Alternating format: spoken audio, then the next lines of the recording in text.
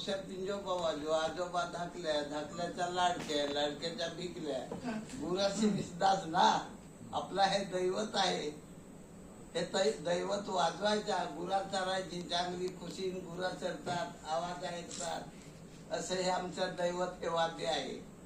दिसतं निर्जीव पण त्याला स्वाद दिलं का वाजतं. त्याच्यात काय नर आणि मादी परिवार बनवलेला आहे. हे माडाचं पात आहे आणि हे बंबू आहे. ही मादी आहे आणि हा नर आहे. हा जो ठेका दिला हा नर आहे. मग ही वारा येतो तेव्हा झाड हिलत ना. वारा येतो तेव्हा झाड हिलत. वारा नाही तर झाड हिलत नाही, गपचूप राहत ना. तसं याला श्वास दिला की श्वास मिलन होऊन आकर्षित आवाज निघत असतो. याला मस्तनरी नाही काही नाही. आता सगळा मशनरी हालो हालो करतात, मशनरी आहे. याला मशनरी नाही. मग एवढा जास्ती मी फक्त वाजून दाखवतो तुम्हाला.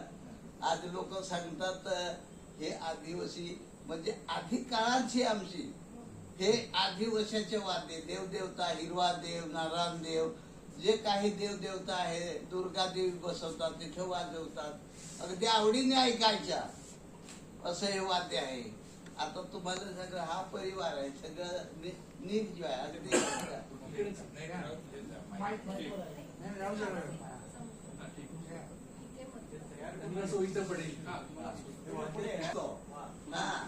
हे नवशा पिंजोबानी शिकवला, आजोबांनी शिकवला, म्हणजे तर आमच्या वडिलांनी मला शिकवला.